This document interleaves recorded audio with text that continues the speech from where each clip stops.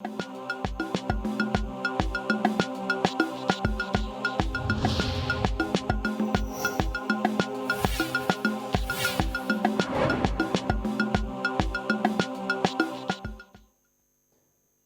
President Muhammadu Buhari has met the governors of the All Progressives Congress on Tuesday to seek their support for his successor.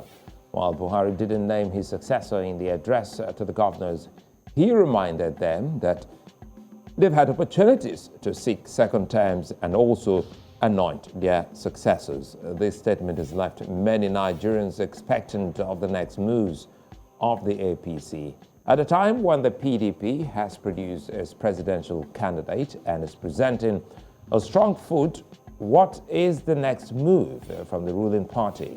On the square today, we will also be discussing the Electoral Umpire, INEC, its conduct's preparedness for the upcoming elections in the country, and voters' registration and education. Welcome to VSA. I'm Sulaiman.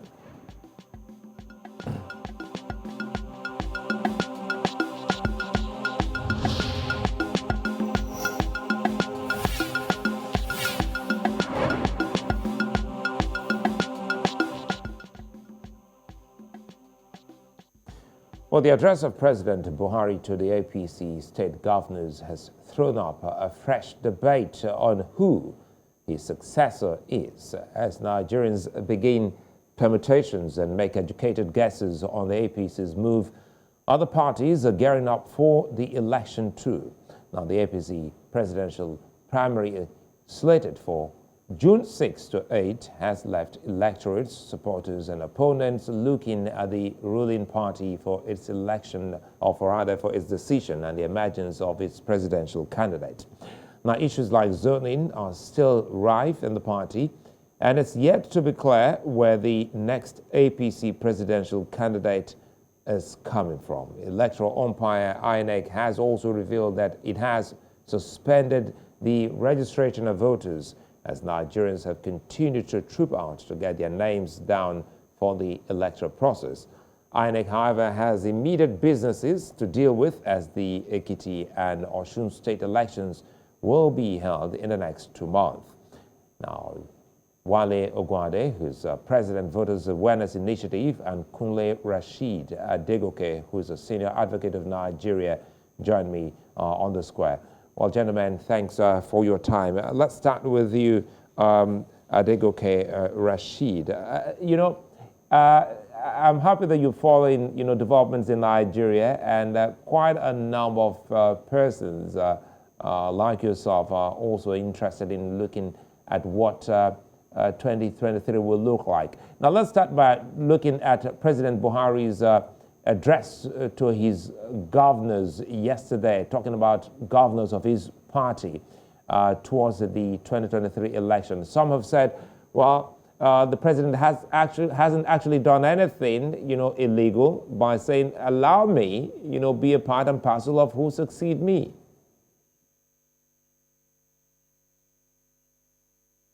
Well, by my own consideration, pardon me, Sulaiman, good evening. It's my pleasure to be here. Well, it has been interesting so far following the developments within the political circles in Nigeria in the past few months.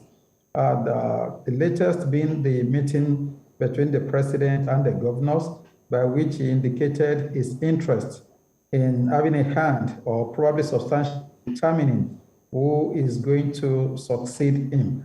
Well, it has been a tradition in most parts of Africa that an incumbent, more essentially in Nigeria, who want to determine who is going to succeed him. Well, that has not been too favorable to every incumbent who has had a hand in determining his successor. But at least we have been able to see how the president is thinking and the fact that he's interested in determining who is going to succeed. As a Nigerian, the president as a Nigerian who is also a registered voter definitely should be interested who is going to be the next president of Nigeria. However, the area where the president may be running foul of the law is where he wants to determine over and above the delegates of All Progressives Congress and over and above Nigerians who is going to succeed him. That is what the Constitution or the Electoral Act have not permitted him to do. The law allows him to participate in the process by which his successor would actually emerge. To that extent, if he is talking about manifesting his own interest alongside with other people without necessarily forcing on the delegates or other stakeholders and Nigerians in general, who is going to be the candidate of APC, definitely the president wouldn't have flouted any law.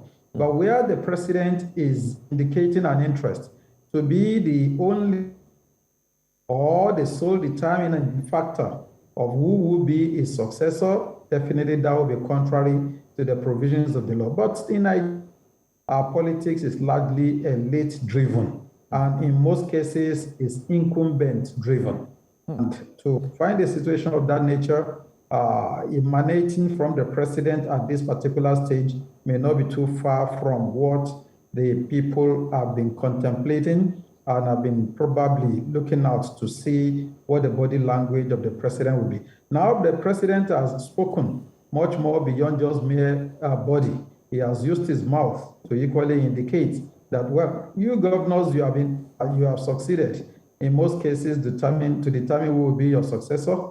Allow me to be the one to determine who will be my successor. I don't know to what extent the president wants to enjoy the power to determine who will be his successor. Let me jump in here, because two key things you've just said. The democracy or our politics in Nigeria is elite-driven, and of course, you also talked about the incumbency-driven. These two factors. But again, let's take our minds back to January of 2022. We're still trying to understand the president. He said specifically in January in a television interview, and I quote, he said, 2023 is not my problem. I don't care who succeeds me. Let the person come, whoever the person is. The important thing is I make sure I put on record. Nobody should ask me to come and give any evidence in court. Otherwise, whoever it is will be in trouble. But again, it didn't take long for us to know that the president wasn't actually saying the truth when he said, well, he doesn't care who succeeds him. Now, going by what he's told his party governors, it looks as if the president may have someone in mind. How can he go about this and not flout the constitutional provision of not, coming across as a dictator in a democratic space? Well, one fundamental thing is, let me first of all address the temporal dimension of this issue. What I mean by the temporal dimension to this issue is the change in position between January and now. Probably let us conclude this way, that as of January, the president did not care who would be his successor. But by April, May, the president probably had maybe a personality or aspirant that he feels should succeed him. Well, I would say to a large extent, it is a legitimate expression of interest insofar as this is done within the ambits of the law. How can this be done within the ambits of the law? We all know that there are three modes of electing or nominating a candidate, for instance, for a political party like APC. And the Electoral Act by Section 84 has stated expressly the three modes. One is direct primary. The second is indirect primary, where only delegates will vote. Direct primary is the one in which all members of the party will be the ones to nominate the candidate of the party amongst maybe a number of aspirants. However, there is a third one, which is the consensus method. The consensus method is a situation where all aspirants agree to step down in written consent, agreeing to step down for one of them, for a particular aspirant, to fly the banner of the party. And to that extent, once this is done, then there is what we call consensus, and it will still be in line with the provisions of the Electoral Act. it is still regarded as a democratic process as required by the Constitution. To this extent, if what the president is planning to do is either to participate in the process by which his preferred aspirant would emerge, for instance, okay, there will be an indirect primary where delegates will vote, and to that extent, I too will be there to see how it goes and what have you participate in the process, campaign for my preferred aspirant, try to solicit for votes for him, try to cajole people or delegates to support my preferred aspirant. That is still within the legitimate expectations of the law. But where the president is trying to impose on the governors and the delegates from the various states, that will be going beyond the provisions of the law. It will be becoming dictatorial. And I want to believe that APC as a party would not want to present the picture of dictatorship that may mar the process by which people may want to support its candidate. I want to believe that the president will still stay within the ambits of the law. Where the president succeeds, yes, this is another way to it. Where the president succeeds in persuading all other aspirants to step down for one, and all of them agree, then it is still, that would be consensus by which all of them may now sign a written consent indicating that they are stepping down for a particular. If the president is able to achieve this, it may not be too good, it may not be too impressive, but at the same time, it wouldn't flout the provisions of the law. Where there is one, just only one is needed. Where there is just only one aspirant who says, no, I'm not stepping down for anybody, then the provisions of the Electoral Act says that the party will return away from the path of consensus process and will now organize a proper process by which such a candidate that will now emerge. And that may be through either direct or indirect primary. So if what the president is trying to do is to cajole other aspirants to support his preferred aspirant, well, there is nothing wrong with that. The law still. Well, Kunle Rashid, you've been able to expatiate and spell it out, making it more lucid for Nigerians and Africans watching to understand, especially highlighting what the direct, indirect, and consensus, style of electing a candidate will mean for any of these political parties, but in this case, the ruling APC. Let me quickly bring in Wale Ogwade, who is of the voter awareness. Wale, he joins me by phone. Thanks for your time. And quickly here, in the mix of every political development happening in Nigeria, many Nigerians, for a minute, are unaware that there is an election just days from today, within this month of June, that will be conducted by INEC, talking about the Ekiti state election. How much is so much in terms of voter awareness from political parties and the electoral umpire at the moment? Well, voter awareness is very low because the politicians are just busy seeking how to become candidates of the party without thinking and trying to see those who voted into office. And that's a big minus. One will expect that both they and INEC will put up programs of voter education to educate the Nigerian people on those that they will vote for, the issues of candidacy, the issues of those who will deliver, and the issues of probity. I want to really appreciate my learned folk who has spoken earlier on, and I adopt all his sentiments without giving anyone. I'll just add, he went to the issue of Buhari, who told us that, yeah, he's not interested in whoever or seeking or want to succeed him. And unfortunately, he now made a U-turn this last minute. And what am I going and where am I going?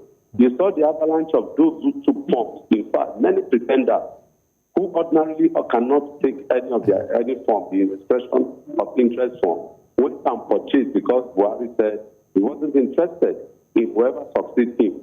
Now making them to have bought the forms, taking steps. Some of them have even changed their position, and now he now said no, they should give him the opportunity to succeed, to choose a successor. That to me is not too good enough. That is one. The second one I want Buhari and all those who are his advisors to know is that referring to the issue of governors who have the option and who did indeed impose or did choose to succeed them, that's a different ball game. That's some enclave, not a big Nigeria, not Nigeria, that everyone is the person to preside over the affairs of Nigeria must be someone that the Nigerian people want, not that somebody will impose on someone. And for your information, if anybody is trying to think the way Obasanjo imposed Yar'Adua on us, that was a long time ago, when political awareness, civil society awareness, political education was not as high as now. Then there was nothing like primary, if you agree with me. The primary that they were having was kangaroo. But now you see that indeed this issue has been touched up to the extent that even sitting governors who want to retire in the next year, who want to go to the Senate, are losing their opportunity. Someone who won the 3 senatorial seats in his state now cannot muster enough votes from the delegates to win a senatorial seat in his own constituency. Then you know that things are changing. So for Buhari, I hope his advisors will quickly tell him that path, that route he's taking is dangerous and it leads nowhere.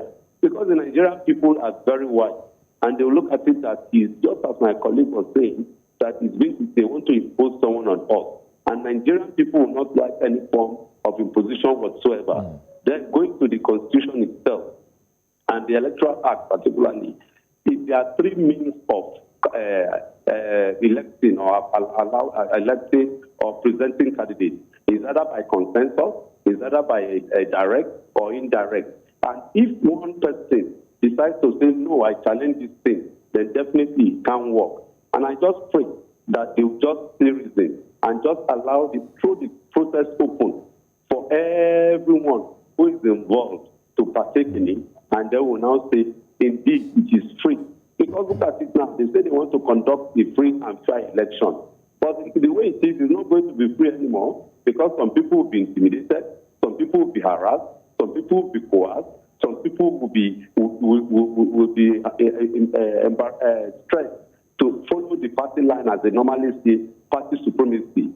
But they forget that the party cannot win election itself. It is the people that will vote the party in. And let me jump in here, Wale Ogunade. Thank you for stretching it, and perhaps maybe it only amounts to speculation yet, talking about whether anyone will be so threatened. But let's bring in Kunle Rashid Adegoke again. And listening to Wale Ogunade, he said something about the awareness level of Nigerians compared to when Nigeria came back into democracy in 1999 is so high. And a journalist, a colleague of mine, said just today, Frederick Wambufo, he said, you cannot manifest what you're not. You can only reproduce yourself. He's trying to gauge, make sense of the kind of personality that President Buhari may be picking, because definitely looking at the APC and the candidates, those that have been screened so far, Nigerians are still a bit confused as to the caliber of persons. Without selling or demarketing anyone, are you excited with what you're seeing across the political divide? In all honesty, I'm not excited in any way. Judging by what I have seen so far, it is very sad and quite disturbing that in this modern day and age in Nigeria, nomination of candidates is still being determined by some primordial sentiments and some base instincts that one will not expect in a society that is claiming to represent Africa as the giant of Africa. Unfortunately, we have seen what transpired in PDP's own primary election, by which its presidential candidate has been elected. What APC is going to do is what we are awaiting. And the day that is going to be bright will show from its morning. What we have seen so far is not impressive at all. Money politics determined the emergence of the PDP candidates, and a situation where delegates go for primary elections with a sole intention of making as much money as possible. Such delegates cannot be said to be adequate representation of Nigerians. These are people ready to sell their mothers for a plate of porridge. And as one of the aspirants recently remarked, that when dollar is on the table, some people will never remember their surname. And we have seen that actually play out. We have seen a situation where the nomination process was turned into the jamboree of the highest bidder. And we went into the electoral market of nominating candidates for a political party, and we could see the mess that has been made of it. There is no way that anybody who emerged from such a process would not want to recall what he will refer to as investments. This is money probably looted from public coffers, because nobody would genuinely earn income over the years and will now fritter it away just like that. And we have seen a situation where an aspirant or some aspirants who can be said from their statements, from their analysis of the economy and what have you, have genuine intention to serve. But because they had no dollar, they had no money to spray around, they lost the election without getting a single vote. One could see that the whole process is one of cash and carry. And to that extent, I wouldn't be expecting anything tangible for Nigerians, anything progressive, anything developmental for Nigerians if a candidate of such a party should become president or governor in any particular part of Nigeria. On the other hand, we are awaiting what APC is going to do. We cannot say, despite my membership and leadership of APC, I cannot say that the primaries we have conducted so far are free of monetary influence or superpower money influence. And to that extent, it means that the process is not satisfactory the way it has been done, even in APC. And until we are able to surmount these hurdles, the electorate, the members of the public who are going to vote, even any candidate produced, are already completely destroyed in terms of consciousness and conscientiousness. The way they are thinking is that they have commercialized their electoral values. They want to sell anything that is sellable to make money, and they don't care whoever is going to emerge so far is able to give them money. Whether it is done by indirect primary, by which delegates will be given lots of money, or is done by direct primary, by which votes are bought directly from the members of the party. And at the end of the day, the person that will emerge will have spent so much that everything boils down to an illegitimate process leading to an undemocratic outcome. And it is to this extent that one feels very sad with the development so far. I am not excited with the way things have gone so far. However, with respect to APC, well, probably if what the president means is to go by way of impressing some of the aspirants or all the aspirants to go by way of consensus and stepping down for one of them, well, yeah, it is so much loss for all those aspirants, provided there isn't a bargain to it. Because many of them will bargain this out. Many of them actually came out without the impression of winning, without the intention of winning the presidency. many of them came out, not with the intention. They know how many of them have been going around campaigning. We could see just a handful, probably about 2 or 3 of them. And let me jump in here before I bring in Wale, because Wale is also on the field. As clearly as this is, I first of all want to say, well, thank you for being objective in as much as you're a member of the APC, because it's some of the things I also want Wale to comment on. Are we seeing a new breed of party men or women? Because the truth is that irrespective of your affiliation of the ruling party, you still think that money politics in Nigeria and any part of the world shouldn't be the way to go. But is there a way Nigeria can actually demarket that style of politicking as we move on? I'm not too sure there a hope as things are. I've been a participant on the field. I've gone through this process, and I know what members of the party who were delegates were actually looking forward to seeing. No amount of grammar, no amount of beautiful ideas. Tell them how you are going to transform the economy. That is not their concern. We have a situation where the mentality of an average an average delegate has become so delicate that the way he's thinking is everything is about money. It's about the cash equivalent of what he considers to be his power now, which is the votes that he can give to an aspirant. I've not been able to actually sit down to say this is going to be the way out. In other parts of the world, probably as a result of education, conscientization, and what have you, and the fact that the economy, the level of poverty is much reduced compared to what we have in Nigeria, it probably has been easier to get people to come out and vote in accordance with the rules of genuine democracy. Unfortunately, in Nigeria, we have a high level of poverty, ignorance. Many of them don't even know why it is good to have good governance. And the total loss, the ultimate loss, is to the delegates, it is to the masses, it is to the people. Because the same money that they are sharing, that they are distributing in reckless abandon, as it is being done right now, is the money that is supposed to provide hospitals where we are not supposed to go and die, but rather to be treated of various ailments. At this point, let me quickly bring in Wale Ogwade. Sorry to butt in there. I'll come back to you. We'll drive this till we get to the end.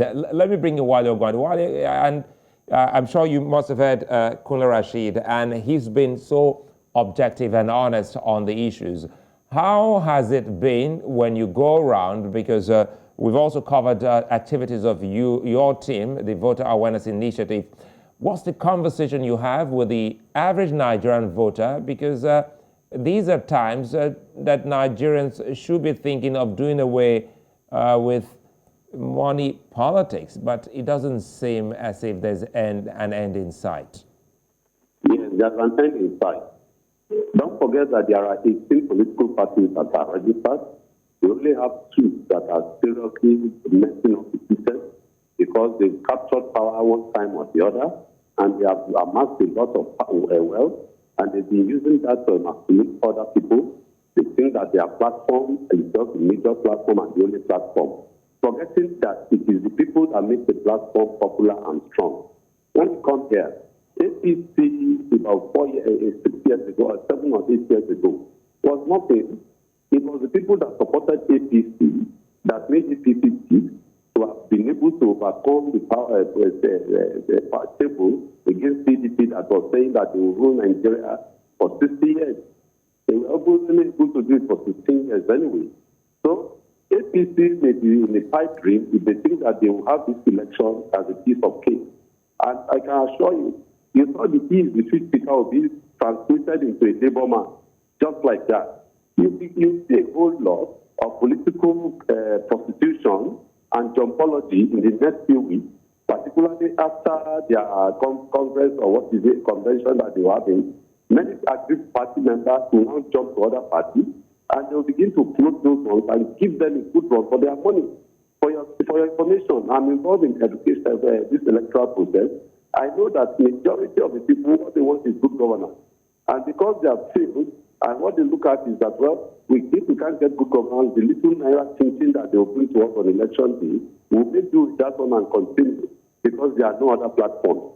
And I know that the youth, I was in a meeting with some youth some few days ago, and they are angry.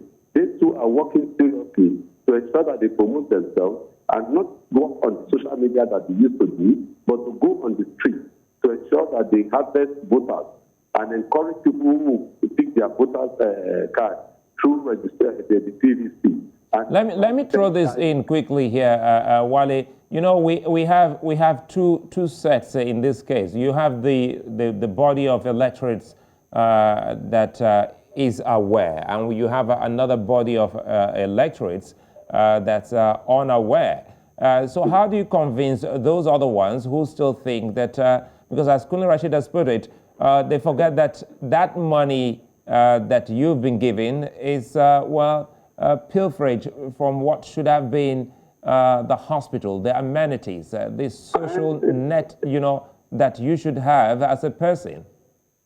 This Turnout issue, the difference is clear.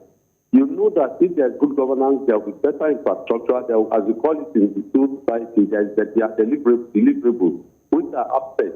The majority of these people that we are talking about live in the rural area or sub-urban area, where they have no security, where they have no good roads, where there is no water, where there are even no medical facilities. They have to travel to the rural urban areas before they can get medical attention. And in between, for the pregnant women, or even those who are seriously sick, or even those who are injured, they die on the way. And all those things make them to be victims as vulnerable. And that's what we are talking about. These now opening their eyes. Not the 2,000 or 10,000 that they will give them for 4 years that will make the difference, but rather electing people who will make the difference. So, and those are what we are talking about: youth empowerment. We are talking about employment. We are talking about making the rural area to become a green belt, food basket, and so on and so forth.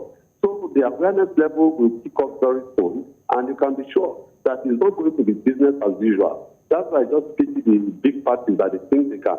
And for your information, using the money to now scare people away is another big man issue. That because this time around we have tried money politics, it has not paid. People are waiting. You see the way people are rushing to get their PVC, and you hear the noise that we want to register, we are not getting registered. And INEC, thank God, they have extended the time for registration. With a combination of all this, we're going to see a lot of difference in the next election. INEC may not be a good set point because it's too near in the day, but you can be sure that the general election will give us a very good result. Before I go to Kunle Rashid quickly here, aren't we missing the point here? Because it still looks as if we're still thinking of talking about the elite versus the others, those you talked about the hinterlands.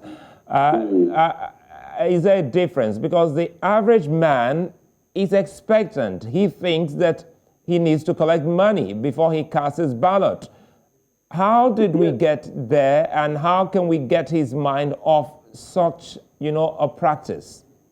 Yes, we got there because those who got elected never look back. But this time around, those who get elected are looking back, and you can see that those who thought they are power brokers are losing elections. It shows that indeed there is something they call awareness on. People think that they are political godfathers. They are losing elections. Governors, they think God in the various constituencies are losing elections. So even unknown names, the results of the primaries are there. So to me, it is just an eye-opener of the big things or the big picture that will come. People are not interested. We vote for you, and you just take a flight. Then you come back 4 years later to say you are trusted and tested. Who knows you? You live in some places now. They live, particularly those who are local politicians, who are particularly members of the State House of Assembly. They live their constituency. Some of them live in the urban areas, live in their rural places that they represent, and they don't even touch base with them. And instead, people will vote for them with the avalanche of candidates all over now. Obviously, it's just a pipe dream. All those, as I told you, that in the next few days, all these things will unfold. And of course, we'll see a different, a new pack, and then of course, a new way in the way the voters will speak. Just as I told you, the people that make a party and they allow a party to win the election. Members of a political party can never win an election.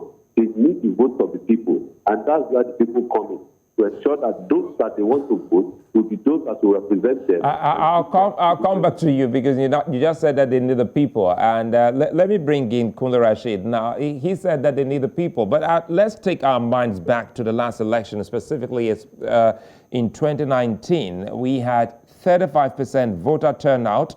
At the Anambra governorship election, voter turnout was just 10%. So there's been a steady decline. And how can electors be encouraged to come out and vote? That's a big problem now. Yes, there is so much voter apathy in many parts of Nigeria as of today. And the statistics rolled out by the INEC chairman recently does not really encourage somebody to say that there is improvement in voter consciousness. And to that extent, one will expect that there must be regular conscientization, there must be constant education, a non-process of mobilizing and educating electorate on the need to participate in the electoral process as is. When you look at it, there has been a steep decline in voter turnout during elections, and this has not been quite enough. The implication is that where we have about 500, let's say 500,000 people who registered in a particular place, and probably only 50,000 people came out to vote. That is quite negligible compared to the number of electorate that actually registered to vote. Let's discount it, that probably some would have died that are not likely to be more than about maybe 3 or 4%. And we now have a situation where that we barely could register 10% of the registered electorate on the day of the election actually coming out to vote. We have experienced this, and there are certain factors that are responsible for this. We have not been able to convince many of the educated electorate to actually participate in the process. Many people still feel that their votes do not count, and on the day of the election, they would rather prefer to stay at home. This is quite very dangerous for an electoral process, and it is very dangerous to democratic evolution of any society, because the implication is that a minute part of populace, a very small minority, will determine or the state or the constituency relevant to this particular process. And in this wise, one feels that it is not impressive at all for us to have a situation where voter apathy displays itself so much on the day of the election that we have a negligible portion of the population coming out to vote. To now conquer this, it is very important that all government agencies must have their hands on the deck, mobilizing the electorate towards the election. The Voice of Nigeria, the Notification Agency, even we should have the security agencies assuring people that on the day of the election, there will be no room for violence, that there will be adequate security. The police should come out with statements, assuring the public. Even the NSCDC, the civil defense office, the commanding structure of such a body should come out, assuring the public of security on the day of the election. Many people prefer to stay at home. They don't want a situation where thugs or some brigands would smash their heads, injure them for a process that ought to be otherwise peaceful and simple. That is a setback to the electoral process. On the other hand, is a situation where people feel that their votes will not count, that people will only vote probably for monetary gains and what have you. Many who have conscience who believe that at the end of the day, it will just boil down to the highest bidder may want to stay back at home. Many stay away from the electoral process when they feel that the whole process will be rigged, that what they vote in at the polling unit will probably not get to the ward level or the local government level. But recently, at the level of the United Action for Change, otherwise known as Nigeria, we organized town hall engagement. Beginning, a resident electoral commissioner was invited to come and educate the people. And this is the role that the civil society actually plays. We need to educate the masses. We need to educate the people, and equally educate the so-called educated, electorates to realize that certain things have been put in place via the Electoral Act that makes rigging, that make rigging to be less attractive, that makes rigging to be less possible than it used to be in the past. For instance, what INEC is using now is no longer what the have been said to be compromisable and what have you. What they are is a new device by which once the election is concluded and the figure is sent, it's already received at the national or the next when you are bringing the ballot papers, you are bringing the ballot boxes and whatever, is hijacking the box and the result. Hijacking ordinary sheets of paper, the result itself has already gone. The moment you click it like this, the result is already received. And that is the result that everybody has accepted as actually being concluded at the polling unit or at the ward collation center or local government collation center. We need to now educate the people with respect to the provisions, the new provisions of the Electoral Act that are actually aspiring to make rigging less possible than it used to be. And once people are getting more and more convinced that their votes will count, that the essence of their staying in the sun or in the rain to vote on the day of the election will not be in vanity, definitely you will see a higher response to the electoral process. Let me throw this in quickly before we go to Wale Ogwade, and it has to do with INEC because INEC already has said that 10 million people have registered, to vote, but more than 6 million have completed their registration. More than 4 million of these people are youth. Does this imply anything? Yes, it has an implication.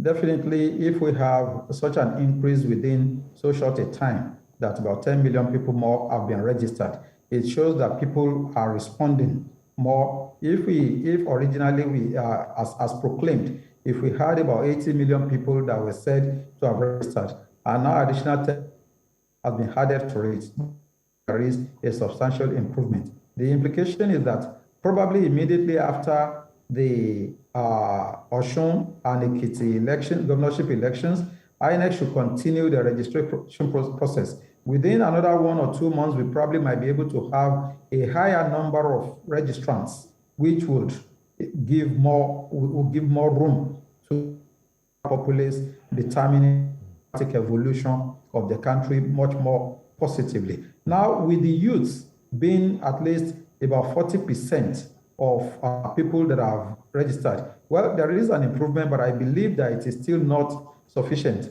The youths are ordinarily supposed to be in the majority, and I want to believe that all those who did the NSAS campaign and what have you should please throw their weight, throw their resources into the mobilization of the people to partake in the electoral process.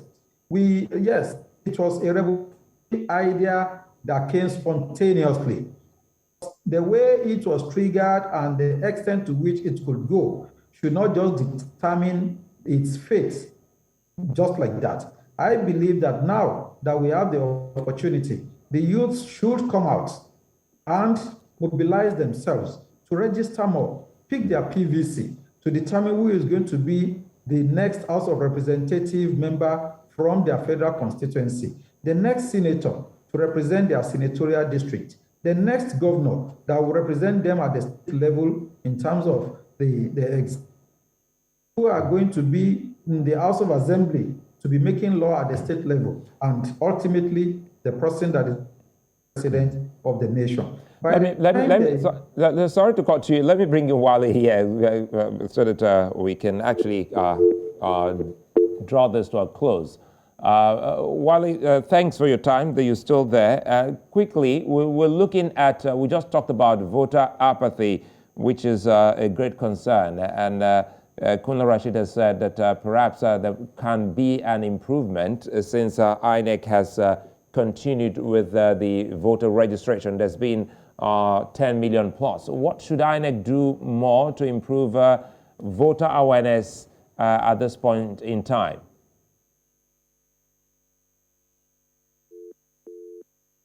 Well, I think we lost Wale there.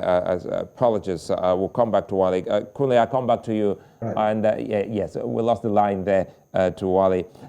We're trying to make sense of what can be done to improve, awareness. In all of what we've highlighted so far, it would seem as if the awareness is pretty much low.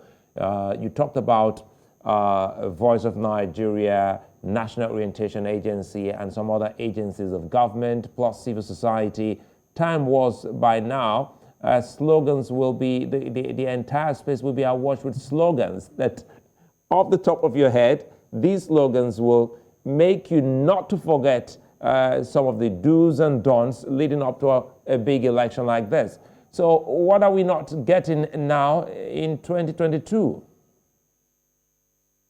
Well, it is quite very clear from what you have said that anybody who listens, even at the level of the social media, you will not see the presence of these agencies in terms of mobilization efforts. You will not see government agencies doing as much as needed to let the people be conscious of their civic duties and democratic rights. At this particular point in time, there must be jingles in various languages. We remember those days when at the level of radio or show or your state broadcasting corporation or what have you, they have so many impressive jingles, tutoring people on the need to, uphold moral values, to perform their civic duties, pay taxes, keep the environment clean. And they helped, right?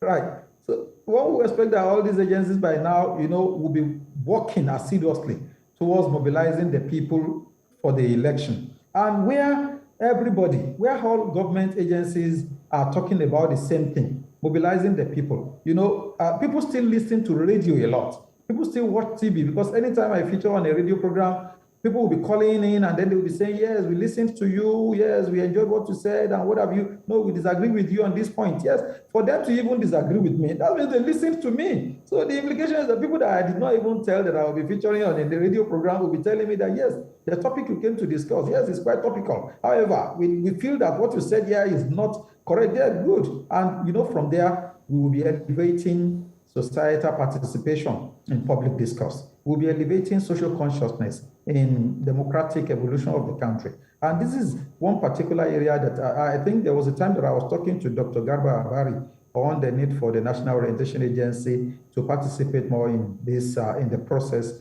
that is on the floor now, which is mobilization towards the electoral process that we are moving towards. And when you look at 2023, it's supposed to be, we must be conscious of the fact that if INEC is saying that it is not able to register more than 10 million people, that we must discount areas where there is huge insecurity in Nigeria. For instance, when you talk about the northeastern part of Nigeria, although the Nigerian Army and other security agencies have been able to reduce to substantial amount the level of the kind of reports we used to receive from those areas. But recent reports along Kaduna, Niger, and some other areas of the north have not been quite impressive. And in all those areas where there is, frightening level of insecurity, people might find it difficult to even be interested in the democratic process of registering for an election and what have you. And to that extent, it is necessary for there to be bigger and greater mass participation in the electoral process, the government must ensure that there is security in all those areas. In all those areas, INEC might not be able to register anything. What about, talking about areas quickly here, let me throw in this about regions. You know, some regions have complained about not getting enough presence of electoral officials, especially on election day, which has amounted to, complaints. What should INEC do about this?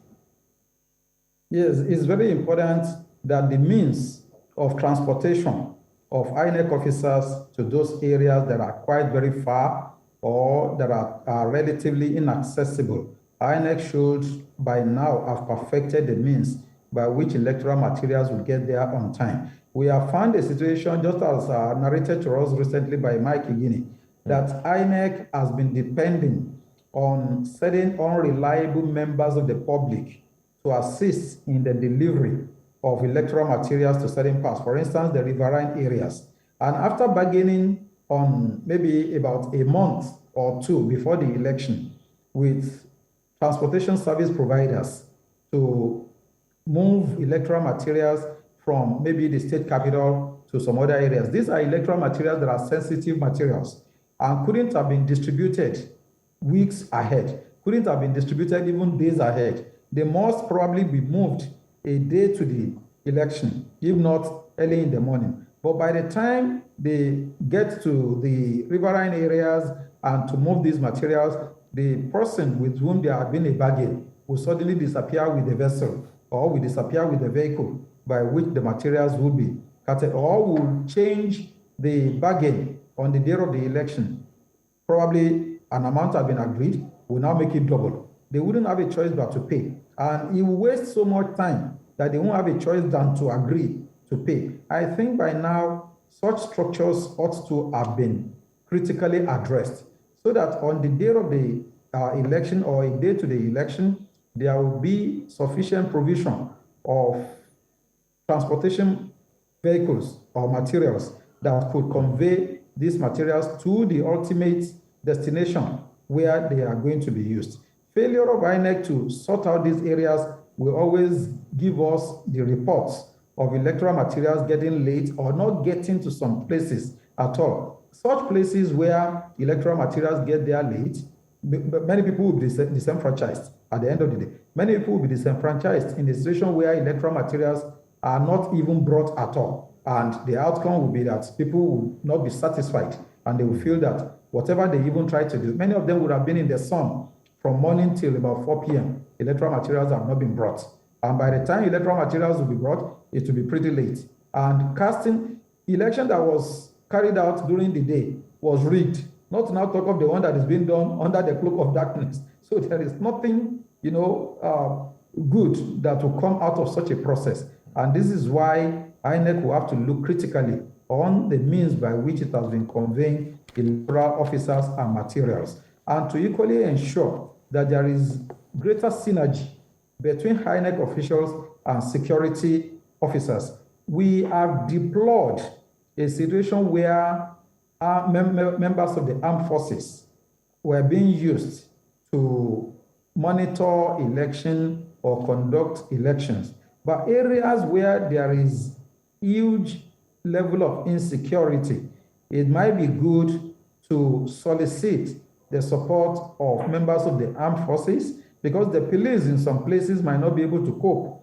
How many police officers do we have? To now talk of a situation where we have more than, I think recently they were talking about 178 polling units. 178,000 polling units. Recently, I heard that INEC has created more polling units, and probably we may be having something in excess of 180,000, if not 200,000 polling units. In such a situation, there is the need to increase the level of security manpower presence in most of these polling units and turbulent locations. For instance, in the cities where there is less fear of insecurity, thuggery, brigandage, and electoral violence. Yes, these areas may be depopulated a little with respect to security manpower presence. I think it's a fine place for us to leave it, to anchor it here. I look forward to having you again on the square. Quite an enlightening, session we've had here with you, Kunle Rashid Adegoke, a senior advocate of Nigeria and also a member of the ruling APC. Many thanks for your time. And again, thanks to you, Wale Ogwade. Apologies, we just couldn't reconnect with you. And that's it on the square today. I'm Sulaiman. I'll catch you again.